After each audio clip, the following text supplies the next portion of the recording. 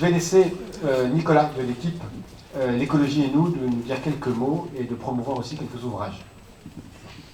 Merci. Oui, nous sommes 6 d'une équipe de réflexion qui se réunit à peu près tous les mois ici à Notre-Dame des Pentecôtes. Alors j'ai des flyers à votre disposition si vous voulez avoir un contact et présenter un petit peu ce que nous faisons. Voilà, donc c'est surtout amical et puis nous réfléchissons sur les moyens que nous mettons en œuvre individuellement où on se donne des nouvelles du front de l'écologie. Voilà, c'est le premier sujet. Deuxième sujet, la librairie de Notre-Dame de Pentecôte s'est dotée d'un certain nombre a acquis un certain nombre de livres à votre disposition sur les sujets de l'écologie. Voilà, il y en a beaucoup. Ça peut être, il y a de Laudato Si, bien sûr. Il y a des livres qui commentent Laudato Si. Il y a des livres de différents auteurs. Voilà, donc on peut citer plusieurs. Moi, j'en ai un en tête qui est un peu œcuménique d'un théologien orthodoxe qui s'appelle Jean-Claude Larcher et qui explique les racines théologiques de la crise écologique que nous vivons. Voilà, merci beaucoup à François Baudin et puis je te laisse parler. Merci. Merci beaucoup Nicolas, merci à Notre-Dame de Pentecôte et à l'équipe donc l'écologie et nous de l'invitation à venir voilà, vous présenter cette petite conférence. Je vais essayer de tenir en 35-40 minutes pour laisser un petit peu de temps ensuite pour débattre. Voilà, donc comme je l'ai annoncé dans l'église tout à l'heure, 10 ans après Laudato Si, un état des lieux, une urgente conversion, raison d'espérer. Voilà, j'espère que vous avez lu cette belle lettre encyclique qu'il y a maintenant un petit peu plus de 10 ans, le pape François adressait à toute personne de bonne volonté, voilà, pour les inviter à prendre soin de notre maison commune. Alors en français, la traduction c'est sur la sauvegarde de la maison commune. Je trouve que voilà, dans d'autres langues, en italien, en anglais, the care, voilà, c'est le soin. Et même si ce n'est pas la même racine, ça nous rapproche des thèmes de la charité. Et dans une démarche très ignatienne de contempler, discerner et s'engager, le pape François, dans les premiers chapitres, donc, examine dans ce premier chapitre, vous voyez, ce qui se passe dans notre maison commune, avec beaucoup de données scientifiques. Je pense que c'est... Enfin, je n'ai pas une grande connaissance de toute la littérature voilà, du magistère, tous les textes du magistère, mais je pense que c'est probablement une des premières fois qu'il y a autant la prise en compte de données scientifiques dans une encyclique. Et donc, dans ce premier chapitre, vous voyez, le pape passait en revue un certain nombre de questions et il disait à la fin de l'introduction, faisons un tour certainement incomplet de ces questions qui aujourd'hui suscitent notre inquiétude et que nous ne pouvons plus mettre sous le tapis. Et je vous propose de regarder ce qui s'est passé dans l'intervalle de 10 ans. Voilà, je vous ai dit, je suis scientifique, je suis géologue. Moi, je m'intéresse au cycle du carbone dans un passé très très lointain de la Terre, mais aussi plus récent. Voilà, donc un état des lieux. Et je vais commencer d'abord, la première partie, plutôt à vous montrer quelques résultats scientifiques. Je vais essayer de ne pas déraper vers un cours, bien sûr. Et sinon, rappelez-moi à l'ordre. Voilà, donc je vais repasser en revue un certain nombre des questions qui intéressaient le pape dans ce premier chapitre. Et voilà, il disait le changement climatique est un problème global avec des répercussions environnementales, sociales, c'est important, hein, économiques, distributives ainsi que politiques, qui constituent les principaux défis actuels de l'humanité.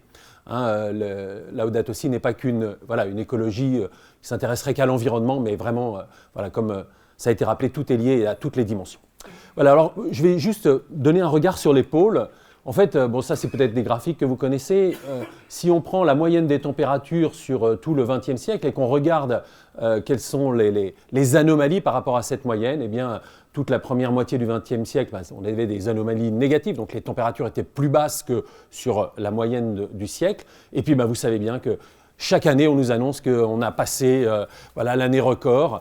Et aujourd'hui, sur Terre, on est à plus 1,29 degrés en 2024 par rapport aux températures pré-industrielles.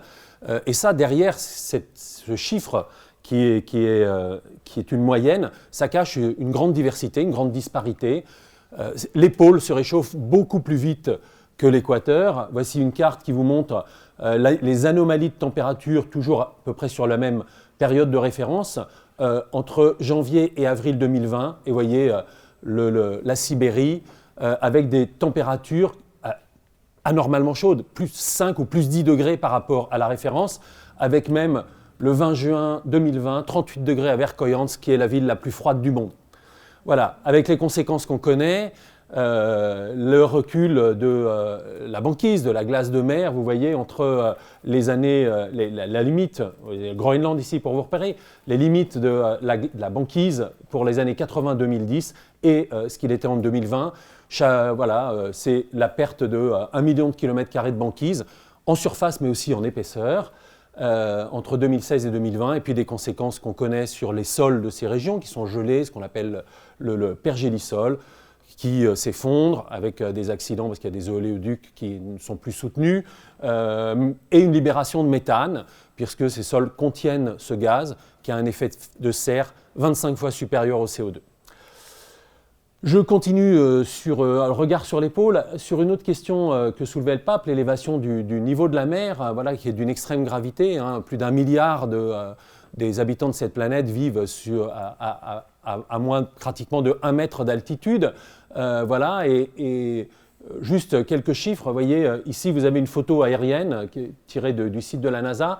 Et alors, elle est sans échelle. On ne se rend pas bien compte. C'est un immense iceberg là, qui s'est détaché. Alors, quand il y a du vélage comme ça de la plateforme, des plateformes glaciaires, on leur donne un numéro et on les suit. Et donc, cet iceberg, vous voyez, qui s'est détaché, il faisait 5600 km², c'est-à-dire 50 fois la superficie de Paris, sur une épaisseur qui est 2/3 de la Tour Eiffel.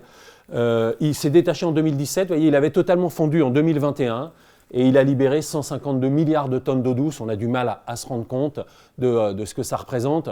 Voilà, actuellement, vous voyez, l'eau de l'Antarctique fond à grande vitesse, ce qui est expliqué en grande partie en fait, par des remontées d'eau chaude sous la calotte de glace et donc des ruptures très importantes. Sur l'est de l'Antarctique, sur l'ouest de l'Antarctique, pardon, vous avez des glaciers là, qui chaque seconde, voyez, s'écoule 2500 mètres cubes d'eau.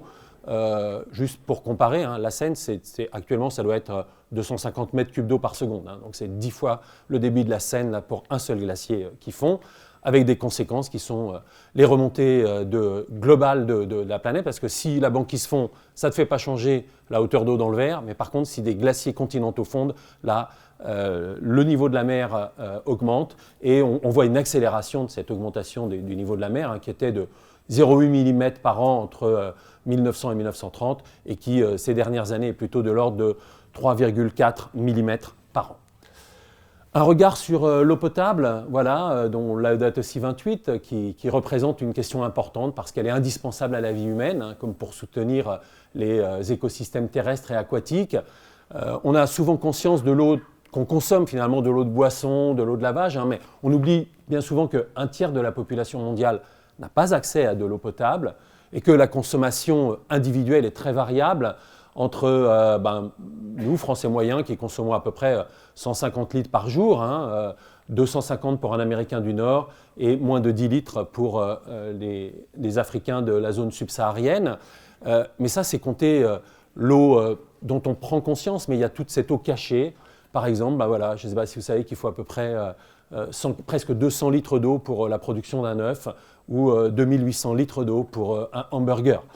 Voilà. Et aujourd'hui, même s'il y a un cycle de l'eau, même s'il y a un renouvellement, eh bien, nous puisons 80% des réserves d'eau douce qui sont prélevées chaque année, dont l'essentiel sert bien sûr à la nutrition, à l'agriculture, mais aussi à l'industrie qui en a besoin et à notre consommation domestique. Et que finalement, avec l'augmentation de la population, l'augmentation des besoins aussi, et l'accès en eau, et c'est heureux pour des personnes qui n'en avaient pas une grande disponibilité jusqu'à présent, eh bien, les besoins sont croissants. On estime qu'il faudra plus de 2 millions de litres par seconde, 64 milliards de mètres cubes chaque année en plus. Voilà. Sur ce front-là, il y a quand même des choses qui vont bien, si on regarde entre 2015 et 2025. Le traitement de la qualité des eaux, en 2017 par exemple, il y a 1,2 million de personnes qui sont mortes prématurément à cause d'eau insalubre, mais voilà, c'est une nette amélioration par rapport aux années 90 parce que on a fait des progrès dans le retraitement des eaux et le traitement des eaux de boissons. Un regard sur les forêts, on y a été évidemment sensibilisé dans le sud de notre pays cette année, voilà, dans la péninsule ibérique. Ce n'est pas ces exemples-là que je vais donner. Voilà, c'est des exemples un petit peu plus anciens, mais qui nous ont quand même marqués. Ça a brûlé pratiquement pendant 1 an en Australie à ce moment-là. Sur l'année 2019-2020, hein, au passage, quand c'était l'été dans l'hémisphère sud, c'est 8 millions d'hectares en Australie, en Amazonie 2,5 millions d'hectares et 800 000 hectares en Californie. Si on rapporte ces superficies au nord de la France, vous voyez, vous faites la somme de chacun de ces disques ici et vous voyez la superficie qui a disparu de notre planète avec évidemment la forêt et énormément d'animaux, hein, puisque ces écosystèmes sont évidemment très riches en vie. Si on regarde dans le temps, eh bien, on voit qu'il y a une amélioration aussi. Hein, ça, c'est en marron, pardon, c'est les disparitions. En vert, c'est l'expansion des forêts, soit naturellement, soit parce qu'il y a des actions de reforestation. Donc, on voit que sur la diminution, il y a une amélioration. En revanche, vous voyez que l'expansion, elle aussi, est en diminution. Donc, si on fait le solde, on est toujours à peu près à 5 millions d'hectares qui disparaissent chaque année. Voilà. Et on sait que la disparition des forêts, eh bien, voilà, les rapports de l'IPBES, c'est-à-dire l'équivalent du GIEC, mais pour la biologie, disent que faire disparaître des forêts, c'est favoriser les zoonoses, c'est-à-dire les transmissions d'un réservoir animal à un réservoir humain. C'est voilà, le cas du SRAS, par exemple, ou autre. Un regard sur les sols. Bon, déjà un chiffre. Un sol, c'est quelque chose de merveilleux. Moi, je travaille sur les sols. Voilà. Dans un kilogramme de sol, il y a 50 km de racines, 500 km de filaments champignons, 1000 milliards de bactéries, des insectes, etc. Et nous ne prenons pas assez soin des sols, cette pellicule qui fait quelques dizaines de centimètres, mais dont dépend voilà, la purification de l'eau, les cultures, etc.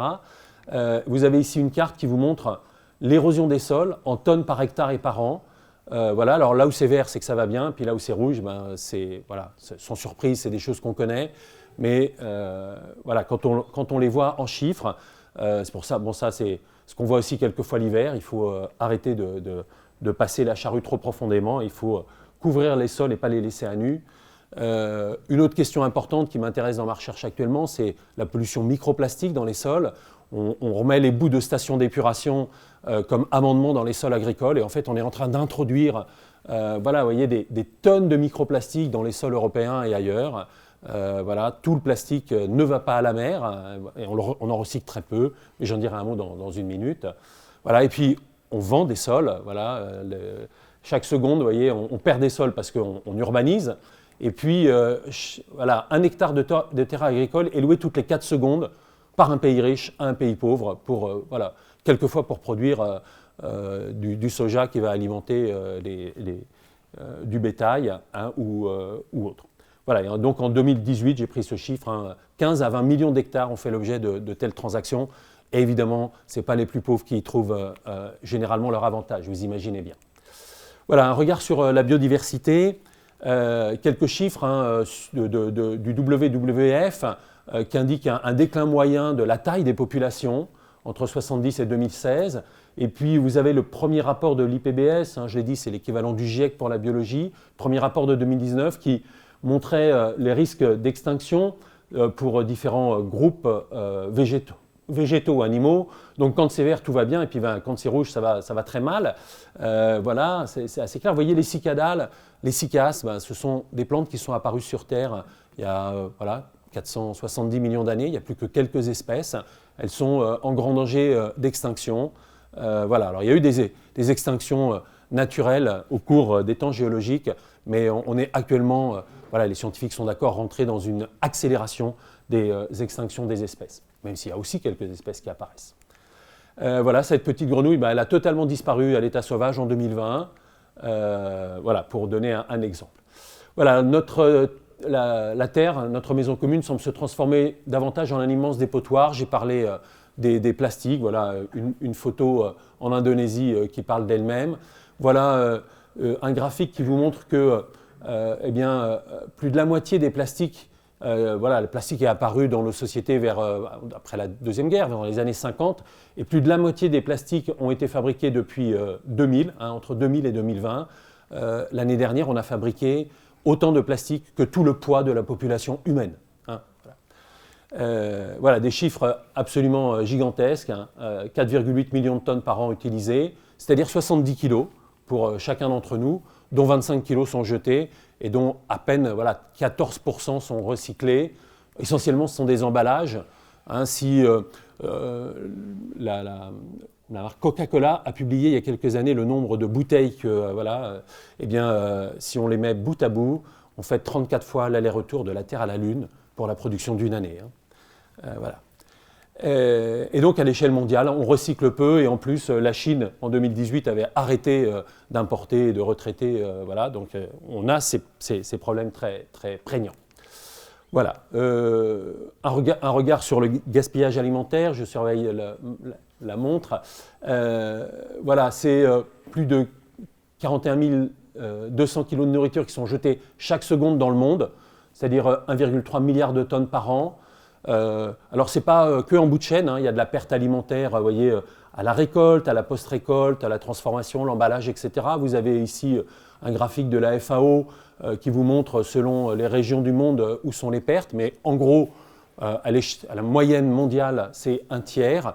Si on fait un simple calcul, vous voyez que j'ai dû faire ici, eh bien, c'est... Vous voyez, 763 milliards de paquets de pâtes, 3 milliards de saumons, et j'ai calculé 3700 milliards de pommes qui sont finalement jetées chaque année. Voilà. Et le pape disait, le numéro 50 de Laudato Si', c'est comme si on volait la nourriture à la table du pauvre. Voilà, et donc je termine par ça sur le premier point, sur cet état des lieux, pour redire cette phrase aussi de la finale de l'introduction de l'encyclique. L'objectif n'est pas de recueillir des informations, même si c'est important, ni de satisfaire notre curiosité, mais de prendre une douloureuse conscience, d'oser transformer en souffrance personnelle ce qui se passe dans le monde, et ainsi de reconnaître la contribution que chacun peut apporter. Je le fais avec un petit dessin humoristique, cette rencontre improbable entre cet ours polaire et puis cet homme famélique avec son pot sur la tête, là, sur cette terre craquelée, et en remettant cette question forte que le pape adressait à toute personne de bonne volonté. Quel genre de monde voulons-nous laisser à ceux qui nous succèdent, aux enfants qui grandissent? Et dans l'exhortation apostolique qu'il a fait paraître donc, en 2018, juste avant juste avant la COP de Dubaï, il disait « Je me rends compte au fil du temps que nos réactions sont insuffisantes alors que le monde qui nous accueille s'effrite et s'approche peut-être d'un point de rupture. » Voilà, d'où cette deuxième partie, c'est l'urgence d'une conversion qui doit être personnelle. Alors d'abord, je vais me placer comme scientifique et je fais mienne ce que dit un scientifique nord-américain. Je pensais que les grands problèmes environnementaux étaient la perte de la biodiversité, l'effondrement de l'écosystème et le changement climatique. Et j'imaginais, moi aussi j'étais scientiste pour ça, technosolutionniste, qu'en 30 ans, la science pourrait résoudre les problèmes. Mais j'avais tort. Les problèmes environnementaux les plus aigus sont l'égoïsme, la cupidité et l'indifférence. Pour y faire face, nous avons besoin d'une transformation spirituelle et culturelle, et nous, chercheurs, nous ne savons pas faire cela. Voilà, peut-être qu'au fil de ces 10 ans passés, vous avez vu un certain nombre de sensibilisations à travers tout plein de médias et peut-être aussi à travers ces films. Je ne sais pas si vous avez vu Demain de Cyril Dion ou Mélanie Laurent, Before the Flood qui est de Caprio et de Martin Scorsese, ou bien le très beau film de Yann Arthus Bertrand, Legacy, qui après le film qu'il avait fait, ce qu'il avait vu sur la planète Terre, revient sur un certain nombre de zones qu'il avait parcourues dans le cadre du film qui s'appelait Home. Voilà, et je remets cette citation, nous avons besoin d'une conversion qui nous unisse tous, parce que ce défi environnemental que nous vivons et ces racines humaines nous concernent et nous touchent tous. Voilà, donc une conversion qu'on remet toujours à demain. Je le mets là de manière voilà, un petit peu humoristique à nouveau. Hein, vous voyez, je ne sais pas si vous voyez depuis le fond, il est marqué « Bon, il faut sauver la planète, mais sans contrarier le système qui l'a détruit. Est-ce que quelqu'un a une idée ?» Voilà. Et le pape a des paroles très fortes. Hein, il parle même de structure de péché dans l'encyclique. Voilà, il dit une écologie superficielle ou apparente se développe, qui est la manière dont l'être humain s'arrange pour alimenter tous ces vices autodestructifs, en essayant de ne pas les voir, en luttant pour ne pas les reconnaître, en retardant les décisions importantes, en agissant comme si de rien n'était. Voilà, un autre numéro de Laudato Si, la difficulté de prendre au sérieux ce défi est en rapport avec une détérioration éthique et culturelle qui accompagne la détérioration écologique. Et ailleurs, il parle vraiment de détérioration éthique, morale, structure du péché, j'ai dit.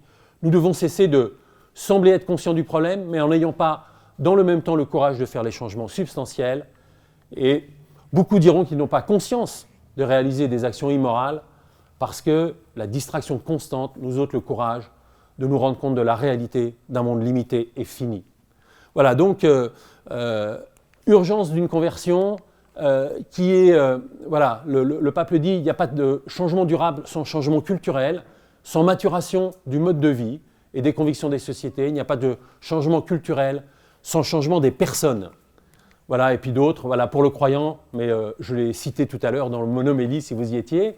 Voilà, s'il est vrai que les déserts extérieurs se multiplient dans notre monde, parce que les déserts intérieurs sont devenus très grands, la crise écologique est un appel à une profonde conversion intérieure. Ça, en fait, le pape reprenait une phrase de Benoît XVI. Voilà, et puis il dit, il ne suffit pas que chacun s'amende pour dénouer une citation aussi complexe que celle qu'affronte le monde actuel. La conversion écologique requise pour créer un dynamisme de changement durable est aussi une conversion communautaire. Voilà, donc j'ai essayé avec une diapo de représenter ça. Finalement, cette conversion écologique est pour moi, enfin, la façon dont je peux la représenter, cette conversion relationnelle, c'est que souvent, on regarde le monde comme ceci, et nos relations à la fois à Dieu, aux autres, et puis au reste de la création, en nous mettant bien au centre, là, avec le petit cœur sur le « i ». Et finalement, l'invitation du pape, cette écologie intégrale, cette conversion auquel il nous appelle, c'est passer de cette vision-là à celle-ci. C'est-à-dire remettre Dieu, le Christ, au centre. Et vous voyez qu'il y a toujours les mêmes relations trines entre tous les éléments de ce graphique, mais au moins on s'est décentré. Et ça ne veut pas dire qu'il n'y a pas de... Voilà, c'est ma relation avec moi-même également. Et ça aussi, je l'ai cité tout à l'heure dans l'homélie. Hein, vous voyez, enfin, j'ai cité la fin. La négligence dans la charge de cultiver et de garder une relation adéquate avec le voisin, envers lequel j'ai le devoir d'action de protection, détruit ma relation intérieure avec moi-même, avec les autres, avec Dieu et avec la terre. Alors voilà, cette conversion auquel nous, chrétiens, on est invités en remettant le Christ, le Seigneur au centre. Voilà, alors dans Raison d'espérer, je passe à ma troisième partie. Le pape le dit aussi hein, dans ses chapitres 5 et 6 de l'encyclique, tout n'est pas perdu, parce que voilà, les êtres humains sont capables, qui sont capables de dégrader à l'extrême, peuvent aussi se surmonter, opter à nouveau pour le bien et se régénérer. Alors des raisons d'espérer, voilà quelques-unes. Je vous donne un graphique ici qui montre la proportion voilà, des sources, des formes d'énergie consommées par l'humanité. Hein. Donc vous avez l'huile, le charbon, le gaz, etc. On voit une diminution des hydrocarbures liquides, un petit peu une augmentation du gaz, voilà, une diminution du charbon. Alors c'était jusque 2022, là, l'année dernière, ça remontait un petit peu. Hein. Voilà. Mais surtout, vous voyez, les renouvelables qui augmentent ici. Si on prend au niveau de l'Europe, ben, c'est pratiquement 25% d'électricité produite en Europe qui est faite avec des renouvelables. On a vu pendant l'expérience collective qu'on a vécue avec le confinement que les écosystèmes ont une capacité de résilience peut-être plus rapide que ce qu'on pensait. On a vu vous voyez, des daims dans les rues de Boissy-Saint-Léger quand nous on était confinés dans nos maisons. Voilà, le bison, l'ours, même s'ils ont été réintroduits par des actions volontaires, mais certains reviennent, voilà, des animaux à l'état sauvage en Europe. Et puis Juste un rappel, dans les années 80, vous vous souvenez peut-être de ce problème du trou dans la couche d'ozone. Eh bien, en interdisant les CFC, ces gaz qui étaient utilisés donc, dans les bombes à aérosols par le protocole de Montréal en 1987, eh bien, le trou d'ozone récupère plus vite que ce que nos modélisations nous donnaient dans les années 90 et 2000. Hein, voilà. Donc, une capacité de retour à l'équilibre d'un système planétaire si on prend des décisions. Voilà, dans certains pays, dit le pape, il y a des exemples positifs de réussite, d'amélioration de l'environnement. Voilà, ça passe par, je donne quelques exemples ici, vous voyez, l'Église catholique du Pakistan, qui ne doit pas être dominante dans ce pays, mais voilà, qui a lancé cette campagne, voilà, remettre 1 million d'arbres, et c'est une campagne triennale. Voilà, le pape dit « protéger le monde qui nous entoure et nous contient, c'est prendre soin de nous-mêmes ». Ça, c'est une citation de Laudato Si qui est aussi dans Fratelli Tutti.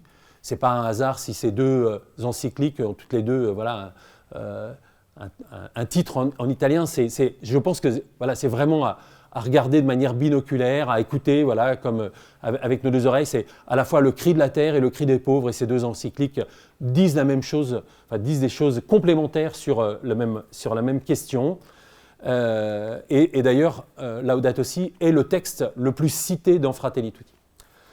Voilà, le pape dit accomplir le devoir de sauvegarder la création par de petites actions quotidiennes est très noble, et il est merveilleux que l'éducation soit capable de les susciter jusqu'à en faire un style de vie. Eh bien, en 2020, voilà, le Conseil des Nations Unies a adopté une résolution pour un droit à l'environnement plus sain pour les droits de l'enfant par rapport à ici l'UNESCO. Des pays qui, voilà, les jeunes, le pape dit, voilà, les jeunes ont une sensibilité. Deux exemples ici, vous voyez, alors ça c'est une image vue du ciel, vous avez les personnages qui sont là, c'est des étudiants qui en Chine avaient récupéré des plastiques et ont fait ce dessin, et ici un nettoyage aux Philippines par des groupes interreligieux, musulmans et catholiques qui ensemble voilà, sont en train, un clean-up day par exemple. Voilà, le pape dit aussi que, étant donné que le droit se montre parfois, je vais dire, voilà, parfois insuffisant en raison de la corruption, bah, il faut que la décision politique soit incitée par la pression de la population. On peut penser ce qu'on veut de Greta Thunberg, de sa récupération ou pas. Il n'empêche que c'est une jeune fille de 15 ans qui allait dire à des élus du peuple « attention à ce que vous faites et aux décisions que vous prenez ». Voilà, la marche pour le climat en France ou d'autres choses, hein, l'affaire du siècle. Voilà, je ne prends pas une position politique ici, mais je montre quelques exemples de choses qui peuvent faire bouger hein, en fonction de la sensibilité des uns et des autres.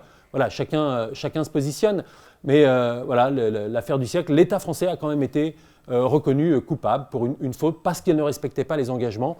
Ce qu'on a signé au niveau international, eh bien, voilà, ça, on sait bien que malheureusement, c'est quelquefois, des gens s'asseyent dessus, mais voilà, c'est quelque chose qu'il faut respecter. De même qu'on peut trouver que les réunions comme ça de grands sommets pour la planète voilà, sont quelquefois, allez, je vais dire, futiles. Mais voilà, la grandeur politique se révèle dans des moments difficiles où on œuvre pour des grands principes en pensant au bien commun à long terme. Voilà, et le pape, dans la lignée de la doctrine sociale de l'Église, dit que voilà, la décision politique, c'est aussi un niveau important de vivre la charité. Voilà, et il faut reconnaître que les solutions ne viendront pas seulement d'efforts individuels, je pense que c'est des solutions, mais avant tout des grandes décisions de politique nationale et internationale. Ça, c'est dans Laudate Deum, hein, donc l'exhortation apostolique de 2023. Voilà, et nous avons besoin d'une politique au vu large qui suive une approche globale en intégrant dans un dialogue interdisciplinaire les différents aspects de la crise. Là encore, Laudato Si cité dans Fratelli Tutti. Un mot, alors là, à l'échelle, j'allais dire, plus nationale. Vous connaissez peut-être Église Verte, c'est un label œcuménique. Bon voilà, je pense que dans notre Église, il y a aujourd'hui 880 communautés qui sont engagées dans Église Verte, avec voilà, un label avec différentes échelles, enfin différentes marches, peu importe, c'est pas ça, c'est pas de gravir les échelons qui est important. Et bah voilà, pendant 5 ans, j'ai été donc le délégué à l'écologie intégrale et petit à petit j'ai vu voilà, fleurir des petites pousses ici, des néophytes, voilà, des petites pousses d'églises vertes, à la fois catholiques, protestantes et orthodoxes, mais aussi pollen d'églises vertes pour les aumôneries, des congrégations, etc. Et je pense, voilà, je suis éminemment convaincu que la conversion, voilà, ça peut être une conversion des petits pas, que ça c'est éminemment chrétien. Bien sûr, on peut avoir un chemin de Damas et un changement brutal et radical, mais le petit geste du quotidien nous travaille tous et nous invite à cette conversion du cœur et de la personne. Voilà, alors les sources d'espérance, bien sûr, elles sont pour nous chrétiens dans l'Écriture. Voilà, le pape le dit au Laudato 222, hein, la spiritualité chrétienne propose une croissance par la sobriété et une capacité de jouir de peu. La spiritualité n'est déconnectée ni de notre propre corps, ni de la nature, ni des réalités de ce monde. Elle se vit plutôt avec celle-ci et en elle, en communion avec tout ce qui nous entoure.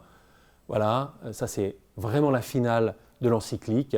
Dieu ne nous abandonne pas, il ne nous laisse pas seuls parce qu'il s'est définitivement uni à notre terre et son amour nous porte toujours à trouver de nouveaux chemins. Loué soit-il. Et bien sûr, voilà, je disais dans l'Écriture, je reprends juste une citation de Paul aux Romains, et la création a gardé l'espérance d'être elle aussi libérée de l'esclavage de la dégradation pour connaître la liberté de la gloire donnée aux enfants de Dieu. Et nous le savons bien, la création tout entière gémit, elle passe par les douleurs d'un enfantement qui dure encore. Voilà. Alors, en 3 points, mais je vais en rajouter juste un 4e, et pour conclure, finalement, je crois que nous sommes invités à passer d'une écologie de réparation à une écologie de fondation, de passer d'une écologie de devoir à une écologie de désir. Et ça, finalement, voilà, je prends encore d'autres citations de Laudato Deum ici. J'invite chacun à accompagner ce chemin de réconciliation avec le monde qui nous accueille et à l'embellir de sa contribution. Si vous relisez La joie de l'Évangile, je pense qu'il y avait déjà tout ça qui était annoncé. Voilà, on ne peut, nous dit le pape dans Laudato Si 119, on ne peut envisager une relation avec l'environnement isolée de la relation avec les autres personnes et avec Dieu. Et je trouve heureux que, voilà, à l'époque où il était encore le cardinal, Robert Prévost ait dit, en parlant aux évêques d'Amérique latine qu'il recevait, qu'il parlait en matière d'écologie, il est temps de passer de la parole aux actes, et il le remet dans le message de l'ouverture de ce temps pour la création qui a commencé le 1er septembre jusqu'au 4 octobre. Voilà, vous voyez, 28 novembre 2024, il disait la Seigneurie sur la nature, une œuvre que Dieu a confiée à l'humanité, ne doit pas devenir tyrannique, mais vécue comme une relation de réciprocité avec l'environnement. Voilà, et devenu pape, hein, Léon XIV voilà, dit dans ce même message que je citais, la justice environnementale représente une nécessité urgente qui va au-delà de la simple protection de l'environnement. Il s'agit en réalité d'une question de justice sociale, économique et anthropologique.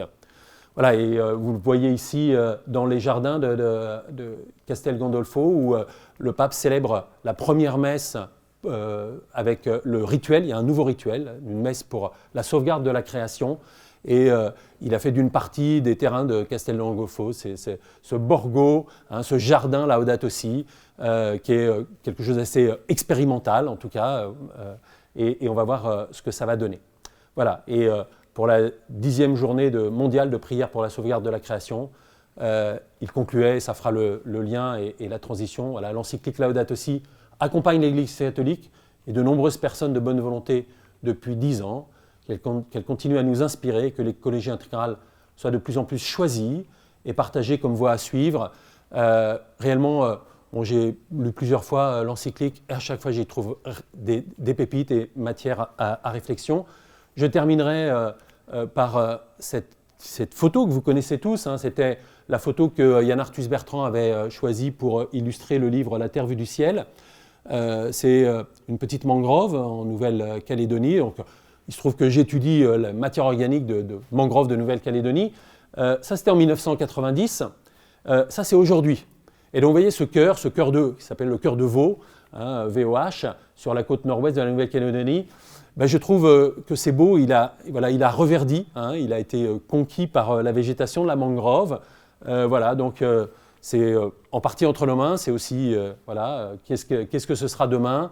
Et finalement, pour ouvrir maintenant le temps pour des échanges et des débats, finalement, j'oserais peut-être presque, avant que vous me posiez des questions, vous en lancer à vous, à quoi vous invite personnellement une meilleure connaissance de l'évolution de la crise climatique et écologique. Et qu'est-ce que vous ressentez face à cet appel à une urgente conversion, peut-être de l'impuissance, peut-être du vertige, peut-être de la confiance, qui sais-je.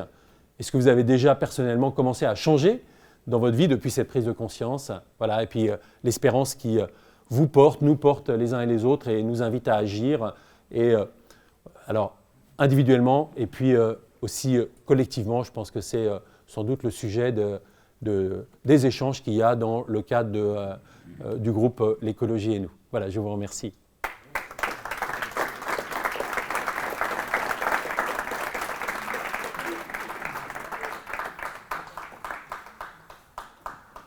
Alors, s'il y a des questions, moi je vais prendre ce micro et puis peut-être que, je ne sais pas s'il est branché. Il est où, Nicolas? Il est parti? Bah, tu peux déjà faire le service, le micro. Bonjour monsieur, merci beaucoup. Je suis française par mariage, mais je suis née en Colombie, où l'importance, effectivement, du respect de la création est très, très importante. Et alors, bon, il y a plein, tout le monde peut aider d'une façon ou d'une autre, très simple, mais il y a une chose qu'on fait depuis toujours, je connais ça depuis que je suis toute petite, lorsqu'il y a des obsèques. Hein? Bon, en France, on envoie des fleurs, en Amérique du Sud aussi, des couronnes magnifiques, des fleurs qui s'épanent, etc. Et nous, on paye ce qu'on aurait payé en fleurs pour planter un arbre. Donc voilà, c'est une initiative qui est extraordinaire. Donc il y a des associations qui s'occupent de ça, vous donnez l'argent, et ils mettent un petit mot, ou votre nom, ou ce que vous voudrez. Donc effectivement, c'est tout simple. Donc plutôt que des fleurs coupées, eh ben, on plante un arbre. Oui, c'est un beau geste. J'ai vu ça aussi en France sur certains sites, certaines propositions de sociétés qui organisent les obsèques. Oui, tout à fait. Merci. Merci beaucoup pour votre propos, et en particulier sur la finale avec susciter l'espérance. Et c'est pour ça que vous avez souligné aussi que Léon XIV prend complètement la suite, avec un peu plus peut-être encore sur la justice sociale, vous l'avez dit. Et je voulais juste dire qu'il y a semaine prochaine à Rome un colloque Susciter l'espérance, où le pape Léon XIV va parler de 15h30 à 17h. Donc c'est intéressant de voir comment l'écouter. Merci de cette information, oui.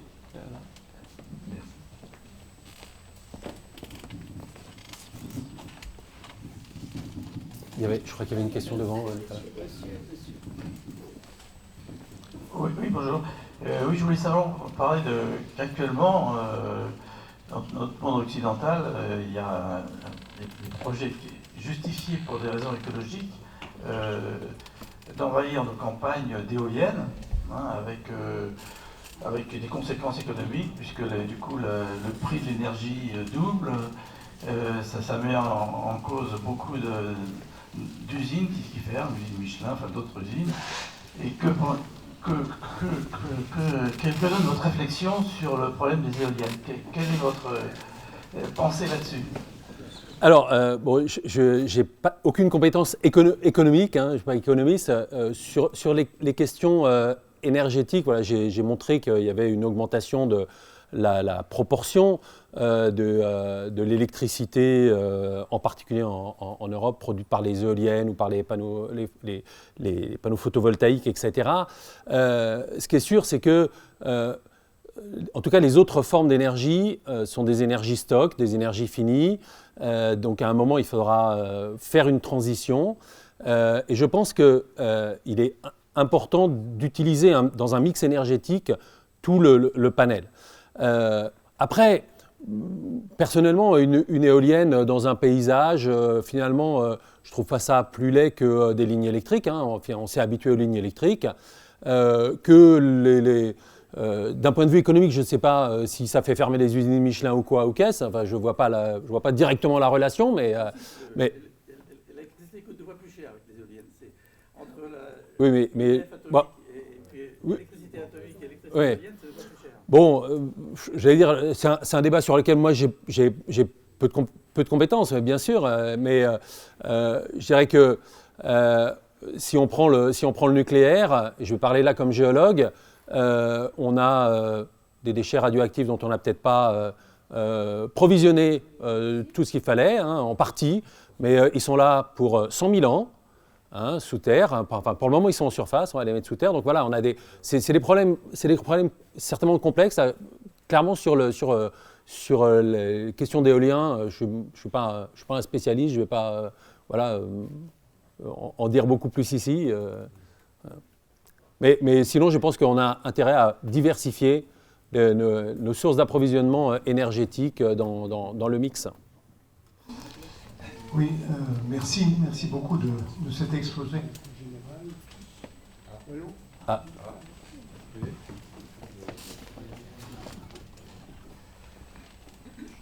Parce que ce qui me préoccupe, c'est qu'on renvoie souvent sur les autres, on renvoie sur les politiques, on renvoie sur... Bon, c'est vrai que les politiques ont une partie, mais vous l'avez très très bien dit, c'est-à-dire qu'on peut agir sur les politiques pour que la politique tienne compte un peu de toutes ces atteintes à l'environnement et au changement climatique. Moi, ce qui m'intéresse beaucoup, et j'ai beaucoup travaillé, j'ai fait pas mal d'émissions là-dessus, c'est en quoi chacun peut prendre sa part. Parce que c'est ça qui est important. C'est-à-dire que c'est facile d'avoir un discours très très général et puis dire c'est les autres, ou de faire quelques points symboliques et de dire moi je suis très écologique, mais en particulier, moi, il me semble qu'en matière de changement climatique, c'est très très important de faire son bilan carbone individuel. Voilà. Il faut avoir des indicateurs personnels qui disent où est-ce que j'en suis, où est-ce que je dois aller. La moyenne, c'est 10 tonnes par individu par an. Bon, et il faut atteindre 2 tonnes. Voilà. Donc, alors, où est-ce qu'on en est par rapport à ça? Et c'est bien dans le bilan, parce qu'on voit bien l'importance de ce qu'on fait pour se chauffer, pour se circuler. Donc, moi, je pense qu'il faut avoir des indicateurs pour savoir véritablement les efforts que l'on a. Ça, c'est la première chose que j'ai. La deuxième chose, moi, je suis à un âge où j'ai pris un certain nombre de décisions, mais moi, ce qui m'intéresse, c'est les décisions que mes enfants et mes petits-enfants vont prendre. Alors on peut les rassembler le soir et puis avoir un discours en disant ce serait très très très bien. Mais on a, nous grands-parents, on a un pouvoir qui est celui de dire à travers des donations partage ou des dons aux petits-enfants, voilà, je donne à mes petits-enfants tant et je leur demande d'investir pour diminuer leur bilan carbone. Voilà. Et ça c'est une chose très facile pour les grands-parents, et au moins les petits-enfants, ça montre combien pour nous c'est important, et ça les aide à faire des choix, parce que s'il s'agit de passer une pompe à chaleur, de passer une voiture électrique et autres, ils vont dire, bah oui, mais ça me coûte de l'argent. Ben voilà, je te donne de l'argent, mais à condition que tu investisses pour diminuer.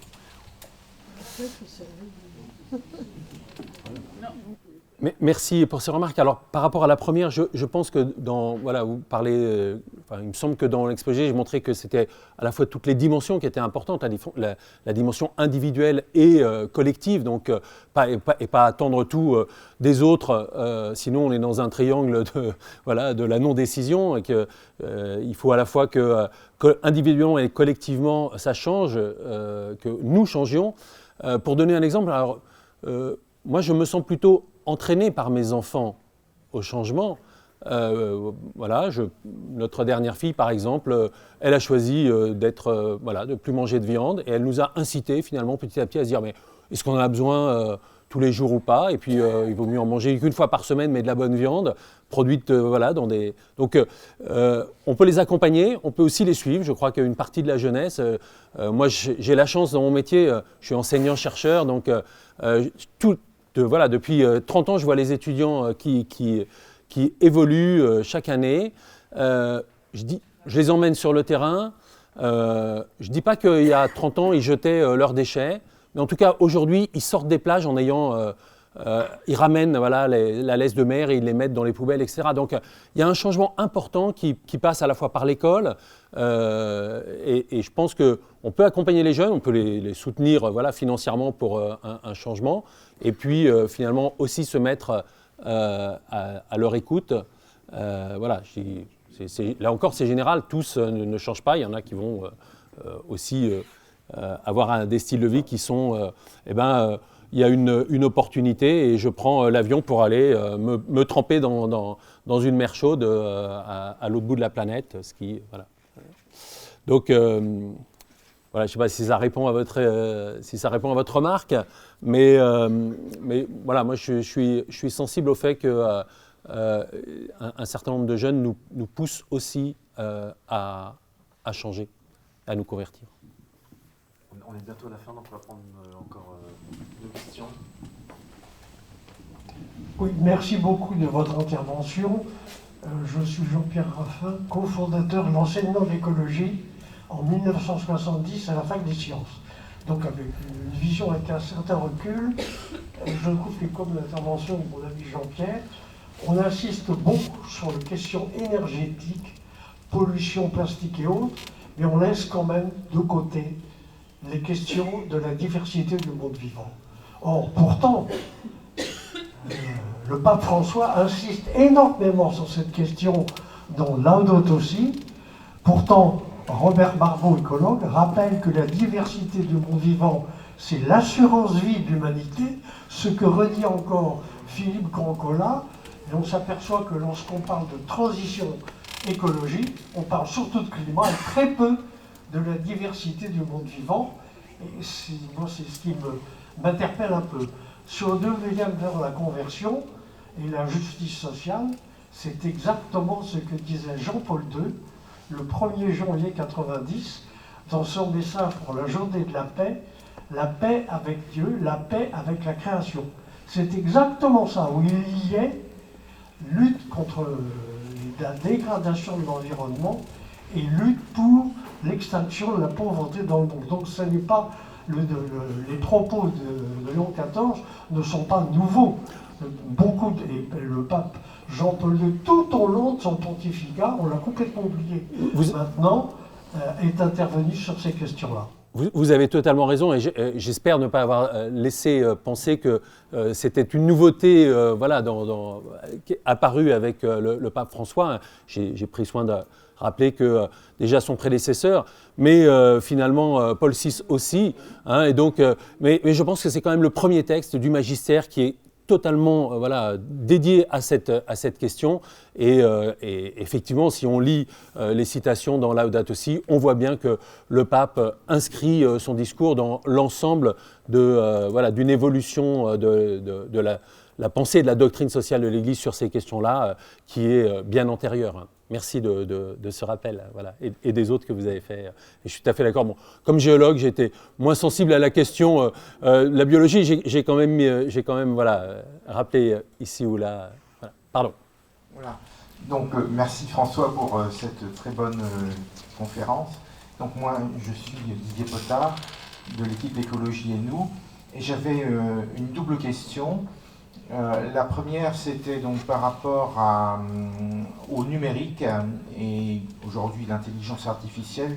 Donc, ce sont des choses qui ne sont pas du tout abordées dans Laudato Si, en particulier l'impact environnemental et on pourrait dire social également du numérique.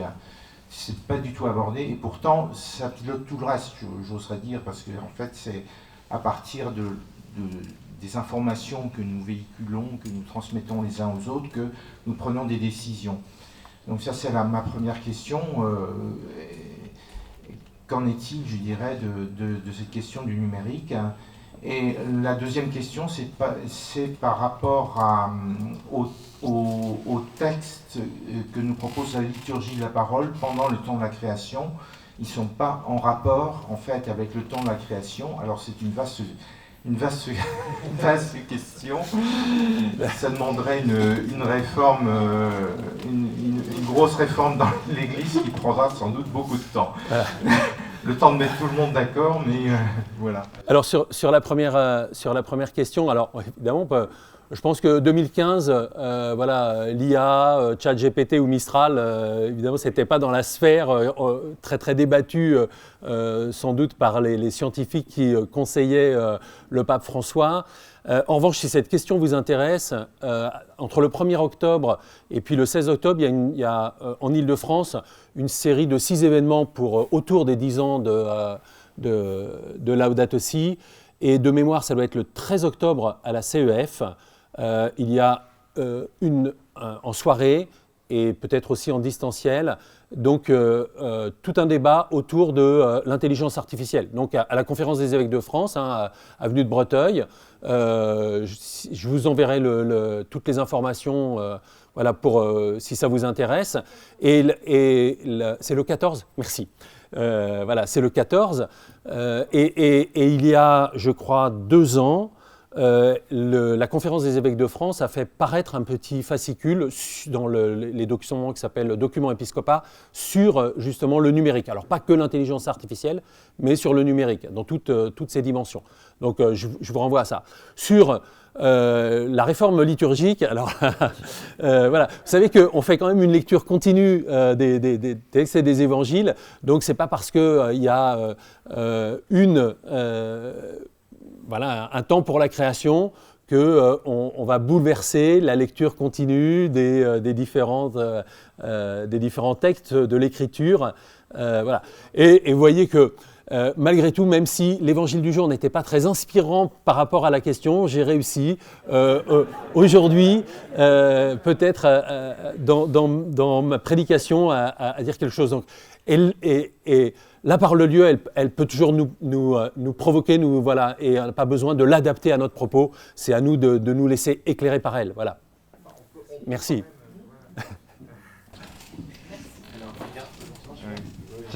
François. Merci beaucoup, François. J'ai repris des notes encore. Voilà, de quitter la démarche de restauration pour aller dans une démarche de refondation ou de fondation. Merci. Pour le bilan de votre consommation de carbone, de dépenses de CO2, je connais une personne qui le fait de manière très sérieuse, c'est Nicolas. Et Nicolas calcule, et si vous savez comment je peux calculer mon bilan de CO2, de carbone, vous demandez à Nicolas, il va vous donner les moyens de vérifier que vous êtes au-dessus ou en dessous des 10 000, c'est ça? Mais l'ADEME... 10 000, c'est les Français, donc est-ce que vous êtes dans la moyenne française, mais au-dessus ou en dessous de la moyenne française? L'ADEME a un calculateur qui est très bien fait, voilà, et sinon vous pouvez aller, il y a un autre site qui s'appelle Micmac, Mon impact carbone, mes actions concrètes, presque, et là elle vous met aussi la partie de vos avoirs que vous avez placés dans les banques. C'est pas inintéressant, parce qu'elles ont aussi un impact. Deuxièmement, pour le sujet de l'intelligence artificielle, le pape Léon s'est tout de suite saisi de ce sujet. De mémoire, dans son premier discours, il a abordé la question avec ses enjeux anthropologiques. Donc il a vraiment un regard très large sur la question de l'intelligence artificielle, avec laquelle aujourd'hui, que nous utilisons quasiment tous aujourd'hui. Et pour ce qui est de la liturgie, sachez que vous pouvez faire toutes les lectures que vous voulez des Écritures. Vous pouvez avoir une lecture féministe des Écritures, vous pouvez avoir une lecture en tout genre, et donc vous pouvez avoir une lecture écologique des Écritures. La seule lecture des Écritures qui est interdite, c'est la lecture fondamentalistes. On n'a pas le droit de prendre l'Écriture au pied de la lettre de manière fondamentaliste. Sinon, toutes les autres formes de lecture sont possibles. Donc, je pense qu'il n'y a pas forcément besoin de changer les textes de la saison de la création, mais peut-être de prendre ce prisme, de dire, voyons comment ça nous enseigne pour la biodiversité, la consommation et bien sûr le rapport aux pauvres. Voilà, un grand merci François. Ce n'est pas fini. Si la saison de la création se termine le 4 octobre, donc dans une semaine, le 6, il y a les poussières d'étoiles qui se poursuivent à l'Évêché de Nanterre. Non, ici même, organisé avec Théard du Chardin, de Saclay, là, et puis c'est toi qui... Les Bernardins, oui, les Bernardins. Donc il y aura une soirée, une table ronde interreligieuse, et je pense qu'il y a une affiche qui doit être là. Oui, bon, oui, donc Monseigneur Rouget célébrera la messe pour la sauvegarde de la création à 18h30 et à partir de 20h30 ici. Donc il y aura un débat sur un regard croisé interreligieux, musulmans et puis des chrétiens des trois confessions. Donc Monseigneur Rouget et puis Jane Stranz qui est pasteur à Courbevoie. Un professeur d'astrophysique qui, lui, est dans une confrérie soufie et qui parlera pour l'islam, et le professeur Malvi qui est auprès de la conférence des évêques orthodoxes de France, celui qui est en charge des questions de bioéthique et d'écologie. Voilà, donc je pense que le débat devrait être riche. Merci beaucoup, merci à tous. Vous retrouverez sur la chaîne YouTube de Notre-Dame de Pentecôte toute la conférence. Et merci de plier les chaises avant de partir. Et n'hésitez pas à aller voir la librairie qui est très bien fournie. Oui, juste là. Et si vous voulez les contacts de notre petit groupe Écologie et nous, c'est ici.